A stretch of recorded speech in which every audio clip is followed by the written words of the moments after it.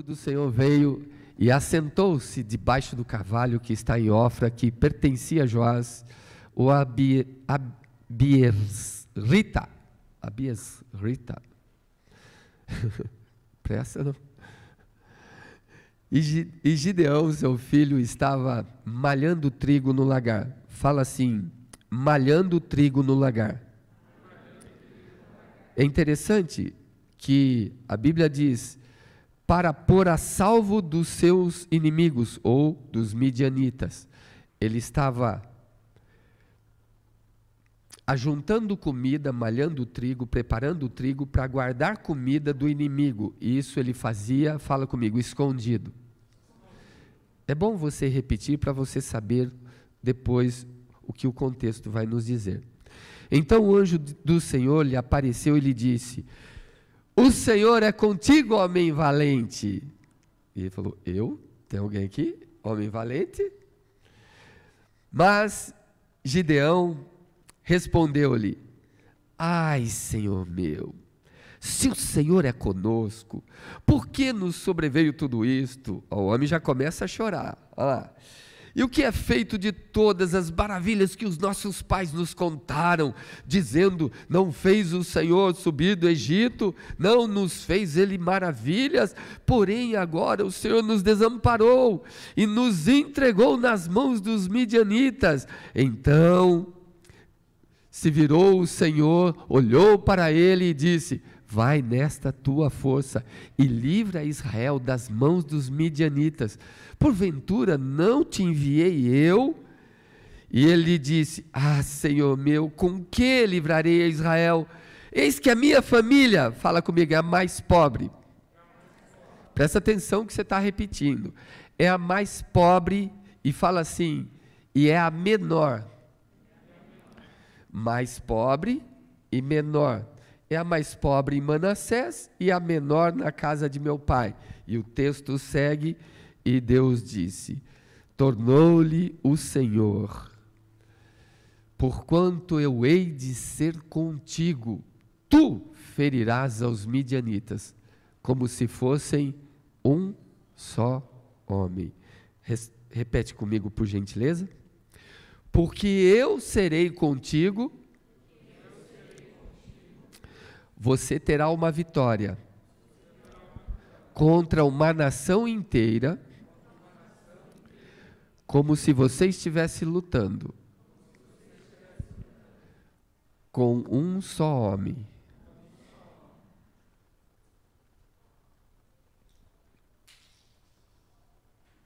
Ninguém viu?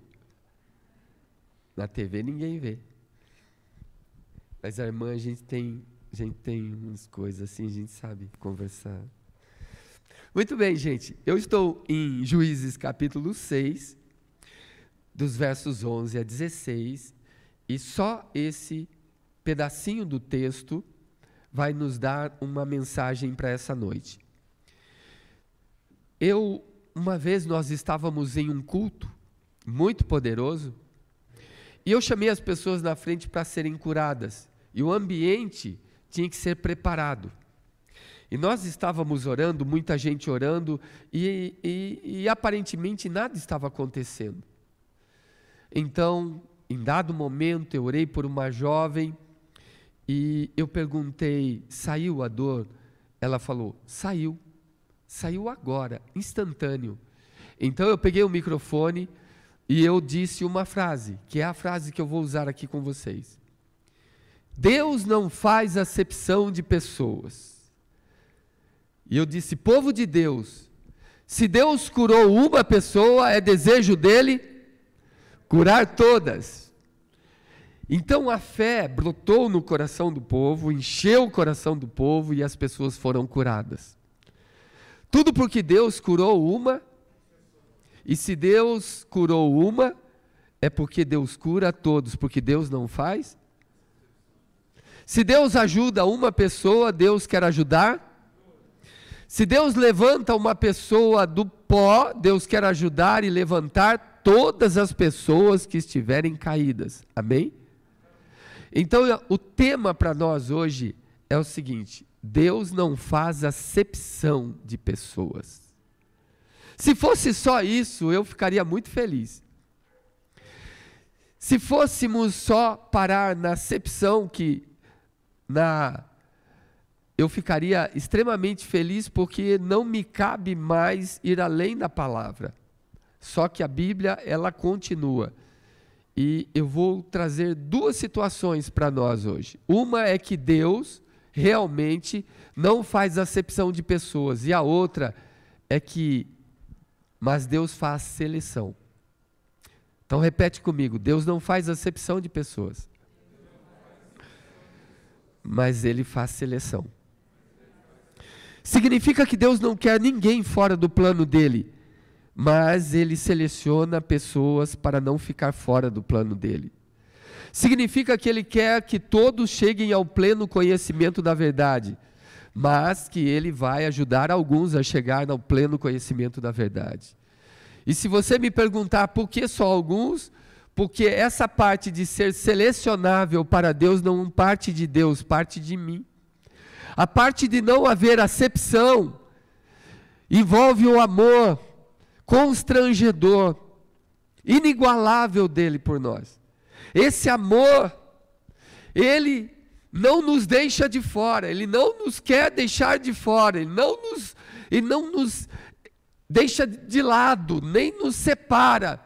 Esse amor nos envolve, nos abraça, nos acolhe. Ele nunca nos abandona, Ele nunca nos esquece, Ele nunca nos deixa de fora e nem lança fora. Esse amor é constrangedor, Ele não lança fora aqueles que se achegam a Ele. E essa parte é o amor de Deus. Deus não faz acepção. Se Ele falou com você, Ele vai falar com o bandido lá na prisão, Ele vai falar com o estuprador, Ele vai falar com o matador de aluguel, Ele vai falar com os párias da sociedade, Ele vai falar com as prostitutas, Ele vai falar com a pessoa que acha que é santa nesse planeta, Ele vai falar com todo mundo. O amor dele vai envolver a todos. Porém, apenas um grupo seleto fará parte da sua seleção aqui na terra. E essa é a parte que eu venho chamar a sua atenção hoje, a minha e a sua. Em Atos 10, 34, diz que Deus não faz acepção de pessoas, e isso eu quero só registrar. Que Deus é absoluto. Ele não acha ninguém melhor do que ninguém. Todos foram feitos do mesmo material, e para Ele, todos nós estamos nivelados na cruz. Na cruz não existe rico e nem pobre. Nem bonito e nem feio, nem doutor, nem ignorante. Para Ele todos são pecadores, estamos nivelados na cruz. Todos nós carecemos da sua glória, amém? Então Ele não faz acepção. E a Bíblia diz em João 6,37 que todo aquele que o Pai dá a Jesus, vem a Ele. E o que vem a Ele, Ele diz, de maneira alguma. Então, veja, Deus não faz acepção. Quem vem a Ele, Ele acolhe, seja quem for, ainda que eu ache que ele não merece, ainda que eu ache que ela não merece, que ela não deveria vir, porque ela é muito pecadora. Ainda assim a palavra do Senhor diz, se ela vem a mim, seja qual for o seu pecado, eu não lançarei fora. Louvado seja Deus pelo seu amor, amém, gente? Mas não para aí, a Bíblia vai longe ainda. E agora nesse verso 11, Gideão está trabalhando. Deus tem grandes planos para ele, como Deus tem grandes planos para nós, amém? Desde quando você se encontrou com Jesus, você ouviu essa frase: ó, Deus tem grandes coisas para você, meu jovem. Olha, Deus quer sacudir o mundo através de você.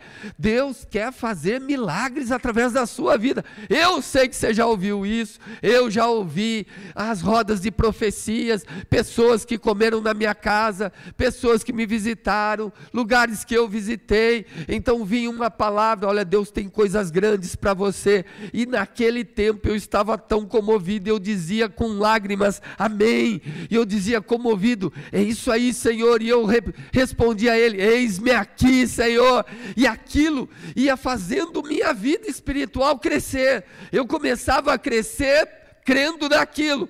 Porém, diga assim, a vida chega. E diga assim, o dia a dia vem. E eu não estava preparado, eu não entendia que esse mover, ele não ficaria só ali, que ele me acompanhava, mas de outra forma, de uma forma madura. Não era uma forma de arrepios, não era uma forma de sobrenaturais, era uma forma que tinha que me acompanhar no dia a dia, no trabalho, tentando encontrar um trabalho, depois tentando vencer na vida, tentando comprar aqui, tentando pagar ali, tentando casar lá. Então vem as pressões, a vida vem, os inimigos começam a aparecer. Então Gideão começa a malhar trigo no lugar escondido, perto de uma caverna. Ele malha escondido porque ele tem medo. O inimigo é muito forte, é poderoso. Israel agora é escravo dos midianitas. Tudo que Israel produz, o inimigo vem e toma. Parece até uma síndrome da nossa vida. Tudo que a gente faz, luta, chega lá na frente, perde. Acontece alguma coisa, perde. O que está acontecendo? Então você se dá conta que não pode abrir sua vida para todo mundo. Sua vida já não pode mais ser um livro aberto, porque todo mundo expõe. Então você começa a fazer as coisas mais escondidas, mais na sua. Parecemos Gideão. E a gente vai levando. E a vida vem vindo. E ela vem chegando. E a palavra do Senhor diz que Deus só confia sua obra em pessoas que aguenta, como diz o Matuto, aguenta o tranco. A Bíblia diz que Gideão, apesar de medroso, apesar de muito medo, diga assim comigo, ele trabalhava. Deus não confia a sua obra em desocupados.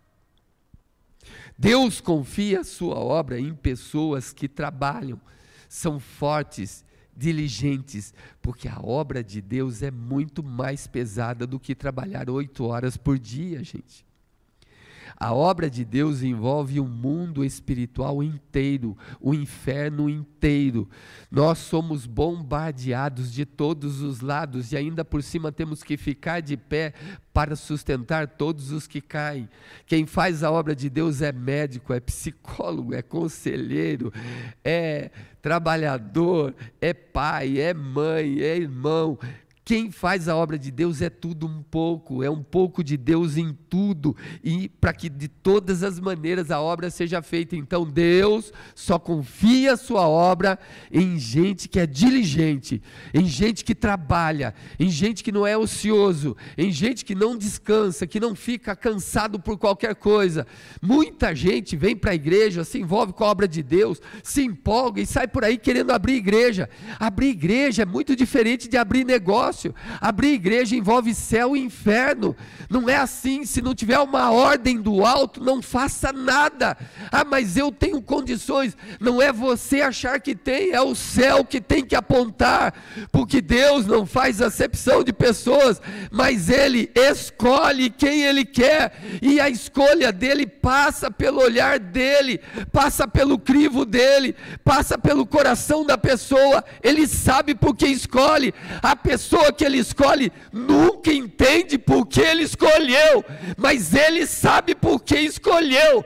Então, o que eu quero trazer para você é que Gideão pensava no próximo, pensava no outro, pensava na nação, pensava na família. Tanto é que quando o anjo fala com ele, a primeira coisa que ele fala é pela nação.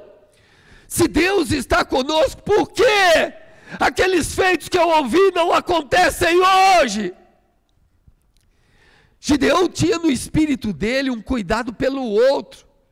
Ele poderia dizer assim: olha, se o Senhor é comigo, eu estou muito feliz, olha, agora eu sou especial, eu sou o cara, estou aqui, lida comigo, cuida de mim e boa, deixa o resto. Não, a Bíblia diz assim no verso 12: o Senhor é contigo, homem valente.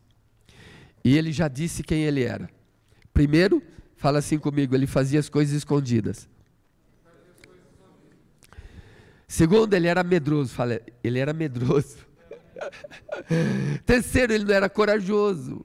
Se ele era medroso, ele não era corajoso, ele era covarde, ele não encarava o inimigo, ele não ia bater de frente com o inimigo, ele era covarde, ele era tímido.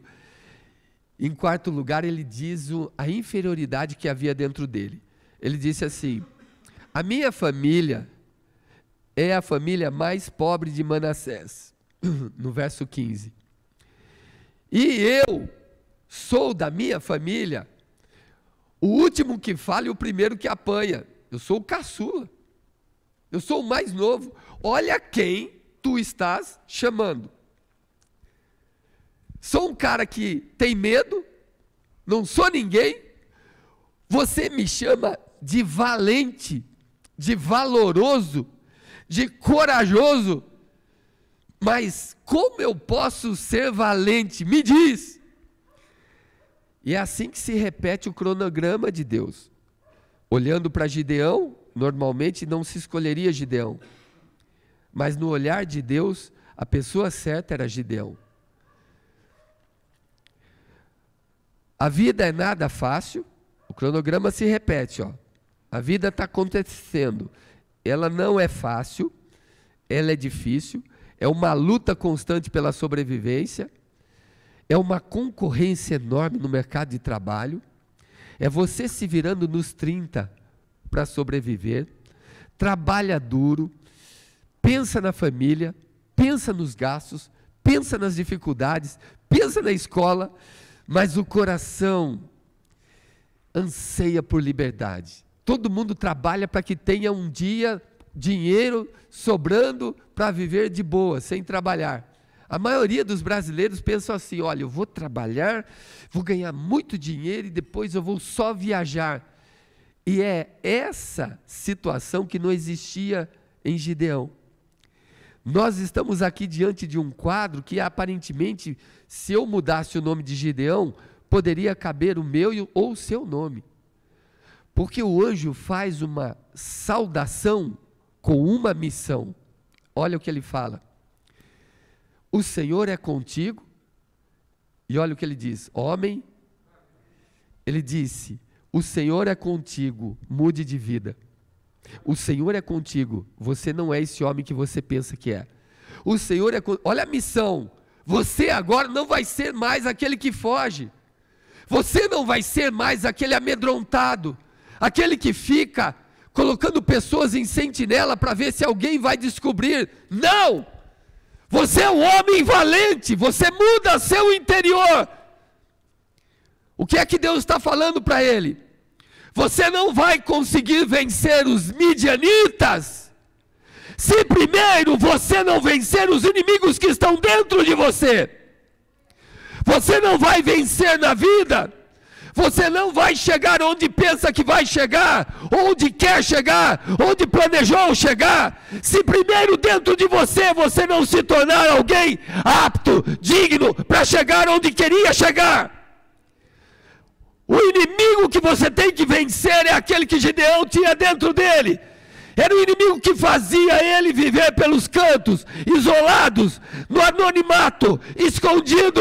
E Deus queria revelar ele para o mundo. Por isso que Deus falou: paz seja contigo, paz. A Bíblia diz que paz é fruto da presença de Deus. Quando a justiça de Deus nos alcança, o primeiro fruto dela é a paz. Então paz é fruto da presença de Deus. Deus entrou, não tem mais medo. Ele lança fora todo o medo.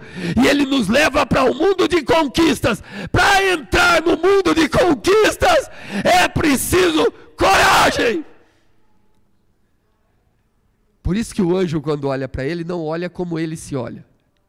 O anjo, quando olha para ele, olha como Deus o olha.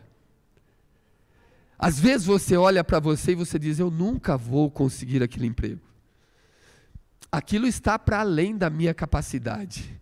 Não é o que Deus disse. Por isso que para você vencer os midianitas, os inimigos, a concorrência, primeiro você tem que vencer o inimigo que te limita dentro de você. Ele está aí dentro. Gideão, você é homem valente, Gideão. E eu acredito que quando ele olhou assim, e o anjo falou com ele, ele procurou o valente, mas quem é? Onde está E quando Deus fala com ele, fala assim comigo: a palavra muda tudo. Porque Hebreus 4,12 diz que a palavra de Deus é viva. E quando você ouve a palavra, algo começa a mudar. O anjo fala com ele, e ali dizem os estudiosos que ali o anjo do Senhor era o próprio Jesus no Velho Testamento. Diz que a palavra do vivo Deus falou com ele: paz seja contigo, só Deus tem paz. Deus estava ali, e ele dá uma missão: homem valente, você não é normal, você é acima da média, você não entendeu o potencial que Deus colocou em você, Gideão. Você não é esse escondido, esse anônimo, esse ninguém. Você, para mim, é um homem valente. Era o que Deus está falando com você. Eu não sei por onde você anda, nem os temores que tem, nem as lutas que vive, nem o dia a dia de lágrimas, de dor, de arrependimento, de tristeza. Eu não sei, mas eu quero lhe dizer que essa não é a realidade que Deus olha para você. Quando Ele vê você, quando Ele enxerga você, Ele chama você para um propósito dEle, e Ele vai selecionar você mediante a resposta que você der a esse chamado. Não entendeu? Vou te ajudar. Se vocês entendessem, vocês iam levantar, pular, jogar cadeira para cá e para lá. Vocês não entenderam. Vou te ajudar. Quando Deus olha para você, Ele vê o potencial que Ele mesmo colocou dentro de mim e de você. E Ele espera que você use esse potencial para investir contra o seu inimigo, contra as situações adversas da sua vida. Ele quer que você reaja. Você ouve a palavra de Deus, não é para voltar para casa e falar: que culto legal. Eu gostei da hora que o pastor pulou, deu pirueta, foi jóia aquela hora. E eu gostei mais do salto mortal, vou dar um daqui a pouco. Você vai ver como vai ser. E aí você vai sair falando do salto mortal, mas a palavra foi falada com você o tempo todo, e você só viu o salto mortal. A igreja tem que voltar. Gideão tem que ouvir a voz do anjo. Ele não via Deus na sua vida, por isso que ele começou a perguntar sobre os feitos de ontem. Se você pegar os versos 13 e em diante, 14, ele fala: mas o que foi de Israel? O Israel que saiu do Egito, o Deus que fez maravilhas. Ele falava de dores do passado, de feitos do passado, e que ele sentia dores agora porque não acontecia. É mais ou menos a nossa história. Nossos pais falam: eu orei então por você, e você foi curado. E você pergunta: e por que não acontece isso hoje, mãe? E então eu orei, o seu pai estava desempregado, e nós oramos juntos aqui, e o milagre aconteceu, e olha onde ele está agora. Mas por que não acontece na minha vida? Nós estamos fazendo igual Gideão, um Deus distante, porque dentro de nós não acreditamos mais. E a palavra do Senhor diz em Provérbios 23:7, assim como o homem pensa consigo mesmo, assim ele é. Se o homem pensa que ele é limitado, assim ele vai ser. Se o homem pensa que ele vai ser acima da média, assim ele vai ser. Se o homem pensa que ele é um vencedor e mais que vencedor, assim ele vai ser. Se o homem pensa, ou como uma menina que falou para mim: eu nasci para ser infeliz no casamento, se ela pensa assim, é assim que ela vai ser. Ou seja, de um jeito ou de outro, como você pensa com você mesmo, dentro de você mesmo, assim você vai ser. E Deus vem aqui para mudar a vida de Gideão. Deus vem aqui para mexer com você. A primeira lição que eu aprendo é: se eu quero que Deus leve comigo, ou esteja comigo, ou que trabalhe comigo, ou que lute comigo contra os meus inimigos, eu tenho que vencer os inimigos que estão dentro de mim, que falam na minha cabeça, que limitam as minhas forças, a minha visão, o meu ouvido, o meu entendimento. Eu tenho que vencê-los. Quando Deus criou você, Ele criou você com toda a capacidade que você precisa para brilhar nesse planeta. Ninguém ganhou mais ou menos. Deus, quando estava nos formando, fazendo, Ele falou assim, sabedoria, vem.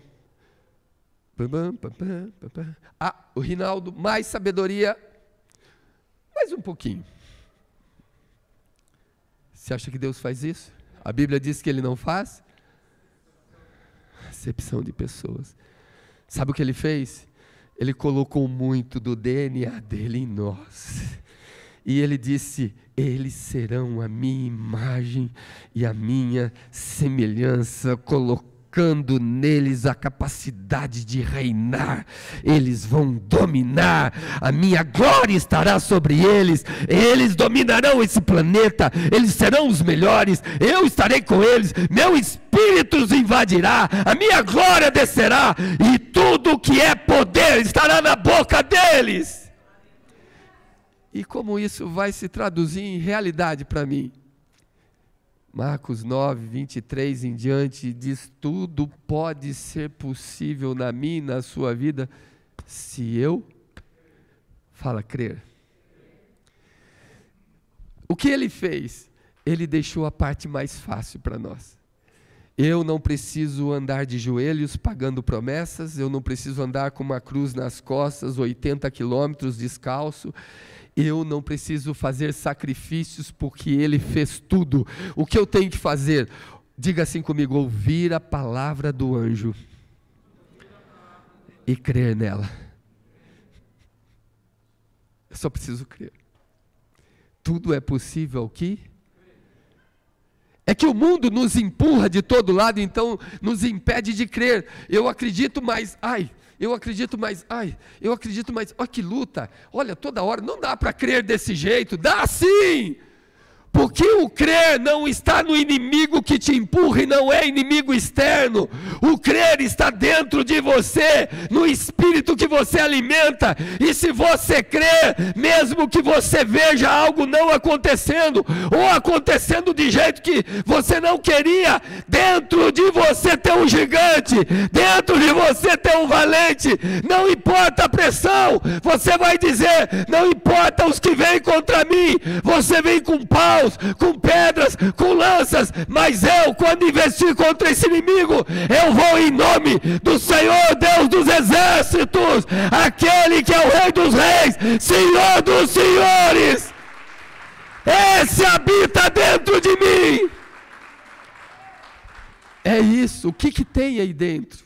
Gideão, eu sei que você tem feito coisas escondidas, eu sei que você tem medo, eu sei que tem medo de não conseguir pagar, não conseguir levar o casamento, não consegue levar a família, tem medo disso, vai perder ali, tem medo de ser envergonhado. Ei, lança fora esse inimigo que está aí dentro.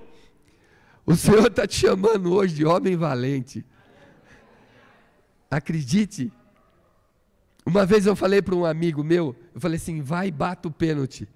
Ele disse assim, pelo amor de Deus, Rinaldo, vai bater você. Eu estava machucado, falei, não consigo, estou machucado. Bate você, porque se você errar, você tem crédito com a torcida. Vai e erre, mas você tem crédito. Se eu bater, vão tirar minha cabeça. E eu falei assim para ele, mas eu acredito em você. E ele foi, bateu, fez o gol. O nome dele saiu em todo lugar, ele foi lá, depois me abraçou e deu um beijo em mim, obrigado, obrigado. Depois daquele dia, eu e ele brigava para bater os pênaltis. Que ele acreditou nele. Deus quer que você acredite em você. Você pode muito mais do que você pensa que pode. Você pode muito mais do que as pessoas dizem que você pode. Você é muito mais do que aqueles que dizem que você não é nada. Você é muito mais até do que aqueles que dizem que você é alguma coisa. Porque o potencial de Deus está aí. E a palavra de Deus chega para trazer para você que Ele prefere pessoas autênticas a pessoas religiosas. Isso mesmo.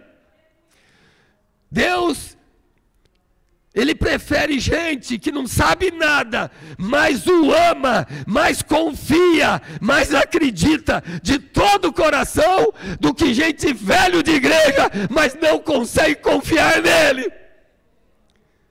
O jovem rico é exemplo, sabia tudo, guardava os mandamentos, não pecava, aparentemente o cara era perfeito. E quando ele disse, o senhor quer que eu faça mais alguma coisa? Ele disse, então faz o seguinte, você quer ser perfeito? Quero! Então vai, vende tudo que você tem, dá aos pobres, vem, me segue, e eu te dou um tesouro no céu. Ele era crente, mas ele acreditava nas coisas aqui da terra, e a Bíblia diz que aquele que ama as coisas do mundo, aborrece a Deus. E a Bíblia diz que ele sai, ele era religioso, amém? Mas a Bíblia diz que ele sai entristecido porque possuía muitos.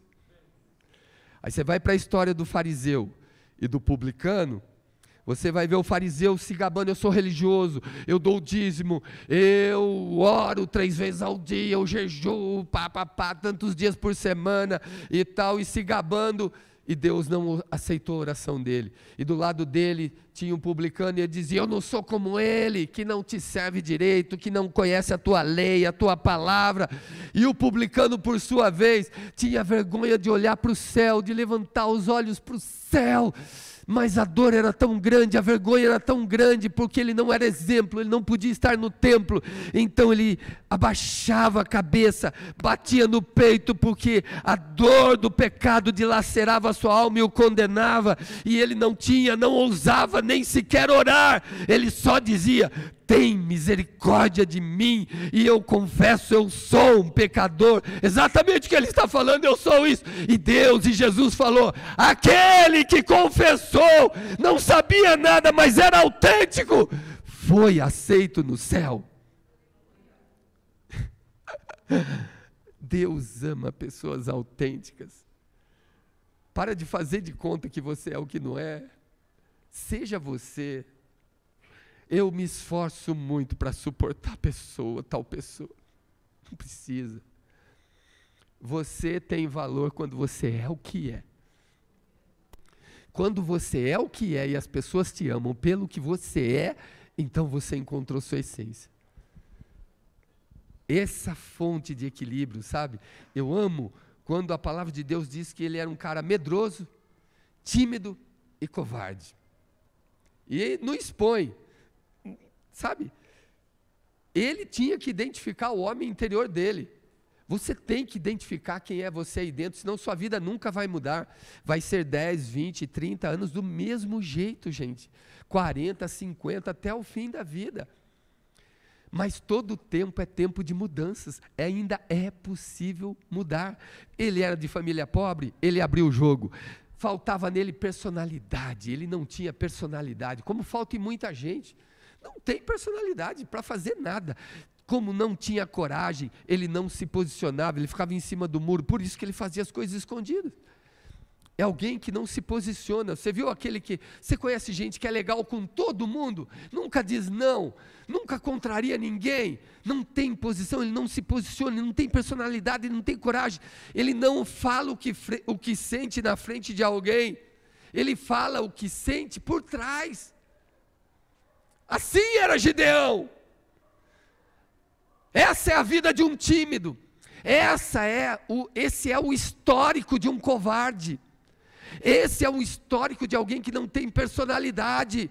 E diante de Deus, os olhos de Deus passeiam por toda a terra. Ele tudo vê. Eu engano o pastor, eu engano as pessoas, eu engano meu marido, eu engano minha esposa, eu engano meu filho, eu engano minha filha, engano meu chefe, eu engano meu funcionário. Eu não engano Deus. Porque o seu espírito prescruta até mesmo as profundezas de Deus, quanto mais as minhas. A Bíblia diz que a palavra dele esquadrinha, penetra no meu interior, torna o meu interior tão claro como a luz do sol, a luz do dia. Gideão era covarde, ele fugia de confrontos, por isso que fazia escondido. E o anjo diz, vou mudar a sua sorte, você vai ser corajoso. E ele começou a olhar que o Deus de paz estava ali, e ele começou a vencer os inimigos internos que o aprisionavam, que o escravizavam, que o anulavam. que o acovardavam. E pasme, um que vira e mexe, vive dentro de nós. Fala assim comigo: inimigos que nos acusam. Sabe, você não fala nada, mas você sente uma cobrança terrível. A segunda lição desse texto é que nós só obtemos aprovação do nosso chamado quando o nosso altar, fala assim, nosso altar, de idolatria em casa, é destruído. Gente querida, Gideão, o pai dele, tinha ídolos, postes ídolos no seu terreno. E todo Israel ia adorar Baal naquele lugar. Então, a palavra do Senhor mandou Gideão ir lá e destruir tudo. A primeira ordem que eu dou a você, eu não vou ler porque é muita coisa.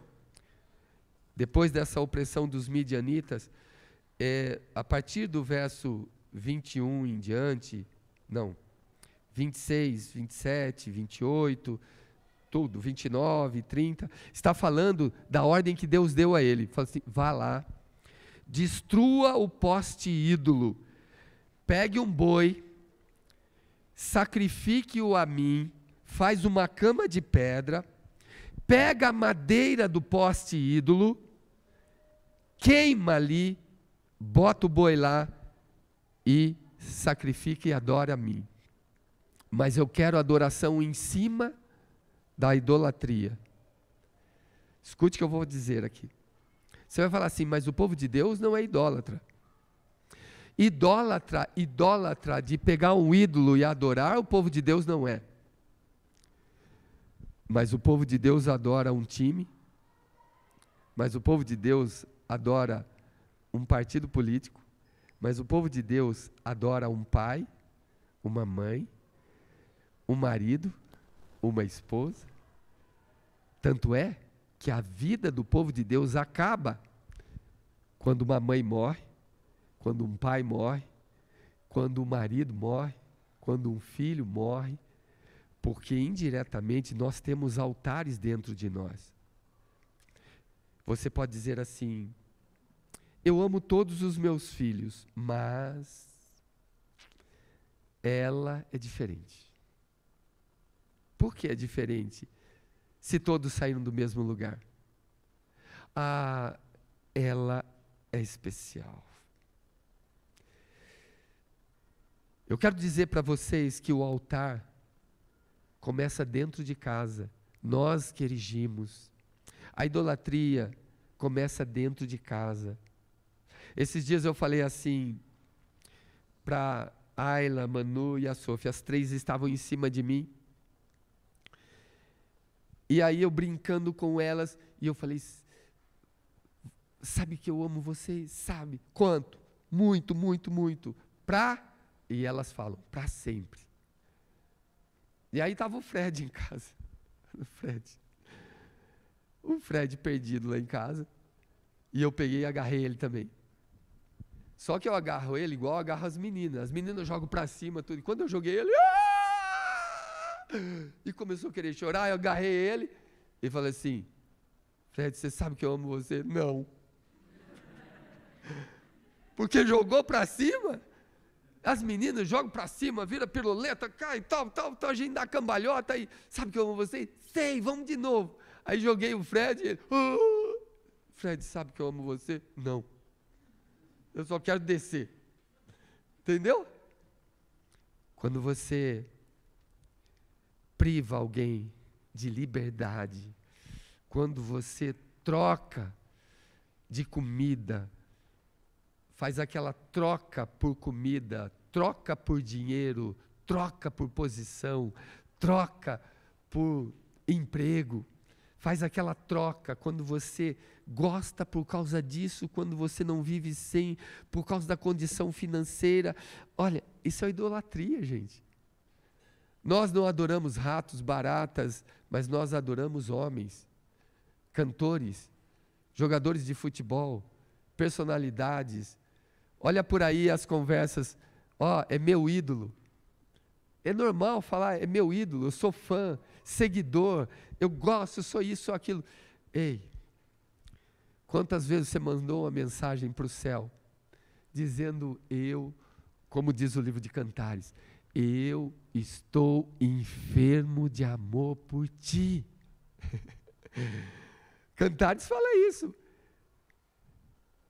Eu estou enferma de amor por ti, pela presença do noivo. Quantas vezes você disse isso? Deus, eu estou morrendo de tanto amor por ti. E Ele é digno de adoração. E nós não fazemos isso, mas tudo que nós vemos e achamos alguém acima da média, Ele é o cara. Por causa de um time, vocês são capazes de dar uma pancada no outro para matar. Porque alguém ofendeu, falou da sua mãe, minha mãe é tudo para mim, não faça isso. E nós criamos a idolatria dentro de casa. Vocês sabem da história do tigre do circo e do tigre da floresta, qual é a diferença? Os dois tigres se encontram. E o tigre que está na floresta está com muita fome, muita sede. E o tigre do circo está numa jaula. E ele diz, olha aqui, eu tenho água a hora que eu quero. E bebe água. E daqui a pouco, ó, tem aqui, tal hora, tem comida. Fica aí escondido, você vai ver comida chegando aqui. E ele viu e a comida chegou. E o tigre da floresta falou, mas quantos anos você... A minha vida inteira, minha vida é viver aqui. E me conta, como é a sua vida lá fora? Pô, minha vida não como direito, cara. É uma luta para pegar um bicho aí e comer. É? Não, água eu tenho porque eu bebo no rio lá. Mas eu vivo, durmo aí debaixo. E ele falou, eu durmo aqui nessa jaula, coberta, não tomo chuva, nada. Então... o tigre olhou, ficou lá e veio a comida. O tigre olhou e falou assim, poxa, a vida dele é boa mesmo, hein? Mas aí, ele chegou para o tigre do circo e falou assim, e você, como é que você vive? Aí o tigre falou, ó, eu dou espetáculo para multidões. Sério, como que você aprendeu? Ah, é assim, eu levo umas chicotadas, sabe? Um cara assim, vem com um chicote e dá no lombo. E dói, mas dói, corta. Corta, bicho. Não é fácil, não. Eu pago preço alto para ser estrela.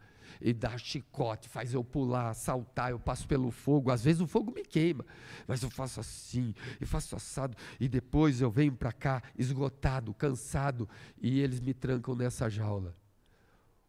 O tigre da floresta olhou para ele e falou assim, tigre, eu não tenho comida a hora que eu quero, não durmo como você a hora que você quer e sossegado, mas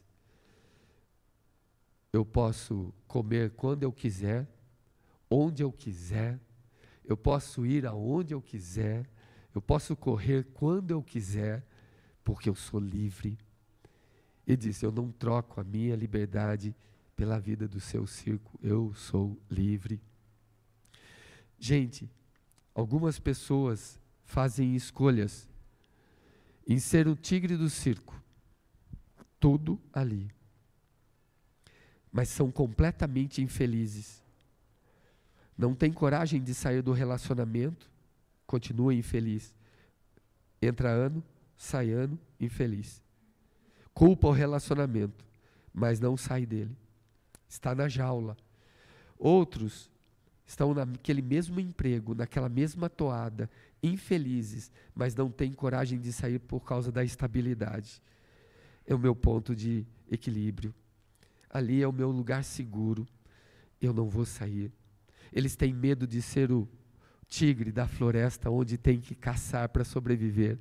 onde tem que se aventurar, tem que descobrir a vida, tem que se descobrir, tem que retirar o potencial preso aí dentro, tem que deixar de se anular. Tem gente que tem medo, são covardes, vivem sofrendo na vida porque a covardia os envolveu, o medo toma conta deles, eles não têm coragem de abrir um negócio, têm vontade, tem capacidade, tem potencial, mas tem medo de falir, tem medo de não ter uma boa gestão, então eles preferem viver a vida do circo, e a vida do circo é vida de chicote, a vida do circo é comer comida estragada, a vida do circo é ser maltratados, e a vida do circo é que quando você envelhecer, você vai morrer, e morreu infeliz. E Deus está oferecendo para você coragem para mudar. E Ele diz: homem valente, sai de dentro da jaula, para de depender, muda a sua visão, muda o seu foco, amplie os horizontes do seu alcance e coloque dentro de você: eu vou chegar lá. Então você vai ver que a vida lá fora demora, mas você vai pegar um gnu, você vai comer por 1 ano na vida no circo. A liberdade faz isso. Você é livre em Cristo. Fala assim comigo: em Cristo. Somos livres. O texto continua e diz o seguinte: todas as chamas de holocaustos são produzidas por antigas madeiras de ídolos, porque o capítulo 6, verso 25, Deus manda assim, corta o poste ídolo que está junto ao altar. O verso 26 diz: edifica o Senhor teu Deus, queima ela junto com a tua oferta, das chamas da entrega completa é que resultam as chamas poderosas do Espírito, onde você diz para você mesmo: chega. Tem um tempo na vida que nós estamos tão acostumados com o circo, com a prisão, com os chicotes, com a coleira, com a corda, com as grades, e você não suporta mais, e Deus, seu Pai, olhando para você, não suporta mais. Ele, no tempo dele diz assim: chega, acabou. Então você desperta, é um tempo de despertamento. Eu não vou mais adorar ídolos, eu vou acabar com isso. Chega um tempo onde os chamados passam a ser também agora escolhidos. Jesus diz que muitos são, mas poucos os Por que poucos? Porque muitos são chamados, mas poucos saem dessa comodidade que o inferno coloca na nossa vida. Nada é fácil, meu amado, porque tudo em Deus é um milagre. E encare a dificuldade, porque esse Deus de milagres, Ele diz assim, que você tudo pode, naquele que o fortalece. Amém? Encara, tenha medo não. O que pode acontecer? Isso que aconteceu. Gideão derrubou o altar de adoração, tirou a idolatria do coração. E o detalhe, quando foram falar para o pai de Gideão: o seu filho derrubou o altar de Baal, traga ele para fora porque ele precisa morrer. O pai de Gideão disse o seguinte: Baal é Deus? É. Derrubaram o altar dele? Derrubaram. Então que Baal acerte com meu filho, ninguém vai matar ele não. Se ele é Deus, derrubaram a casa dele.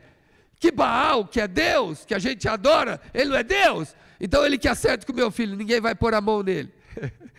Você viu aí? Gideão foi até o fim da vida e libertou Israel. Porque só o Senhor é Deus. Não há Deus como nosso Deus, amém? Mas vamos para o texto para a gente terminar isso aqui de uma maneira gostosa. A Bíblia diz assim, eu vou parar aqui porque o nosso tempo chegou no seu limite e eu termino isso, se Deus permitir, a semana que vem. Mas vem comigo como era essa guerra. A Bíblia diz em Juízes 8:10, que os midianitas se levantaram contra Gideão e vieram contra ele com 135 mil homens. Escute isso de novo. Onde está dito? No verso 10. Ali, quando Gideão já estava no encalço de Zeba e Salmuna, que eram dois príncipes, ali diz, fazem contas, ali a Bíblia dá uma estimativa de números. E eles tinham ainda 15 mil homens que não foram mortos na batalha. Porque na batalha, no final ali está dito quantos foram mortos. 120 mil homens. Então, no total, eles tinham, fala comigo, 135 mil homens de guerra. Vamos ver agora quantos Deus deu a Gideão. A Bíblia diz em Juízes 7:3. Vocês vão estar comigo agora. Agora, pois, apregou aos ouvidos do povo, dizendo: quem for medroso, tímido, isso aí eu vou falar no próximo culto, o que significa cada parte dessa. Retire-se apressadamente das montanhas de Gileade. Quantos voltaram para casa? Quantos voltaram para casa? Quantos voltaram para casa? 22 mil. E quantos ficaram? Então nós tínhamos aqui, no total, 32 mil homens de guerra. Então vamos fazer as contas. 135 mil. Você divide por 32 mil, quantos homens tinham dos midianitas para cada israelita? Fala assim comigo, 4 por 1. Ou seja, cada israelita lutaria com pelo menos 4 midianitas. Tinha 4 para tentar derrotar. Amém? Só que Deus, fala assim, Deus é um Deus de milagres. Diga, Deus mudou Gideão. Se fosse eu ia falar, Deus, muita gente lá. Olha lá a galera lá, é como um gafanhoto que cobre a terra, Senhor. Eu vou ser esmagado. Certo? Falar, Deus, aumenta o meu número de exército aí. E Deus disse para Gideão, eu vou contigo. E ele falou, é muita gente que está aí com você. Muita gente. Então, olha o que diz a Bíblia. Deixa eu pular aqui. Verso 2 do capítulo 7 diz assim, é demais o povo, muita gente está com você. Faz o seguinte, o verso 10 disse, os que tiverem medo, voltou quanto? 22. Depois Deus ainda falou assim, ainda é muito os que estão com você. O capítulo 7, verso 5, ele fala assim, dos 10 mil que ficaram, fale para eles descer ali no ribeiro. Observa quando eles forem tomar água. Mande todos eles tomar água. Aqueles que se ajoelharem para beber, põe de um lado. Os que fizerem como o cão, pegar a água na mão e trouxer na boca, põe do outro lado. Os que se ajoelharam, a Bíblia diz que foram 9.700. Ele só tinha 10 mil. Os que trouxeram a água até a boca foram 300. Presta atenção, de que lado você vai estar agora. Então, eu fiz as contas aqui pra gente. Antes nós tínhamos 4 por 1. Agora sobraram 10 mil. 10 mil contra 135 mil significa que tinha 13 soldados midianitas para cada israelita. 13 por 1. 13,5. É 13 e o Breno. 13,5. Entendeu? Aí, Deus ainda falou, É muito o povo que está contigo. Quando eles vão para o ribeiro, sobram 300. Ele diz assim: mande os 9.700 de volta para casa, porque os joelhos deles um dia se dobraram a Baal.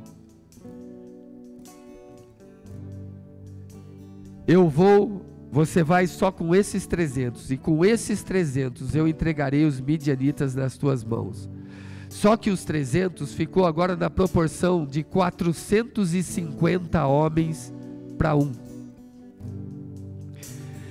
Me diz, você ficaria com Gideão somente com 300 e olhando 135 mil te esperando para a guerra?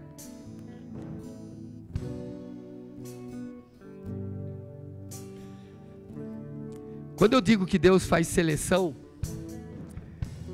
não é fácil você participar da seleção de Deus. Todo mundo é chamado, mas a Bíblia diz que poucos são os. Então, agora coloque-se na batalha, por favor. Nós temos 4 por 1, galera. Ó, todo mundo muito forte, muito firme. Eu vou dar uma motivação coach para vocês. Vai ser um culto coach hoje. Vai ser motivacional. Nós vamos pegar os caras, nós vamos acabar com eles. Você já vai logo na cabeça do primeiro, depois você chuta as partes, as regiões baixas do outro, e depois vai vir só 2, vai ficar fácil. Enquanto um vai tentar se recompor, você já dá no olho dele. Aí ficou 1 contra 1, e aí você vai e passa matando. Beleza? Essa é a estratégia. Aí vem a ordem. É muita gente que está aí. Bom, de 4 nós já sabia como fazer. Agora é 13 para 1. 13 para 1? Meu, como é que eu vou fazer 13 para 1? Eu corro do primeiro, saio do segundo, e eu ameaço ir no terceiro, e aí vem o quarto. Poxa, é o 13. Poxa, é o 13. Vamos conseguir de alguma forma. Beleza, já sabemos as estratégias. Vamos encarar. Aí Deus diz: é muito ainda que está com você. É 450 para 1. Aí Israel falou: não dá para vencer, não dá para conseguir, não dá para lutar. Então Deus disse: agora eu luto por você, porque enquanto você acha que você pode, você não consegue. Mas quando você acha e acredita que eu vou fazer por você, então nós conseguimos. Quando você pensa que você consegue tudo, você não consegue nada. Mas quando você me coloca na sua vida e diz: Senhor, em mim não há força e nem poder, porém os meus olhos estarão postos em ti, porque no Senhor há força e poder. Então comigo você é mais do que vencedor. 450 por 1, e Deus deu a vitória a Gideão. Deus deu a vitória a Gideão. Aleluia. Vamos ficar de pé e vamos vencer. Qual que é esse inimigo? Escute, você é chamado, você é escolhido, você faz parte da seleção. Deus deu a vitória a Gideão, vai dar a vitória a você. Deus deu a vitória a Moisés, vai dar a vitória a você. Deus deu a vitória a Davi, vai dar a vitória em você. Mas você crê nisso? Então chegou a sua hora. Chegou a sua hora. Pai, queremos viver, queremos conseguir, queremos experimentar algo novo, algo novo, algo novo.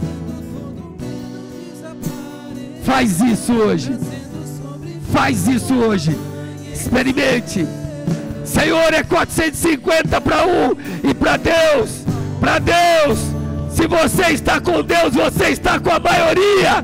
Creia nisso. O Senhor é maioria na sua vida, e Ele diz: mais são os que estão conosco do que aqueles que estão no mundo.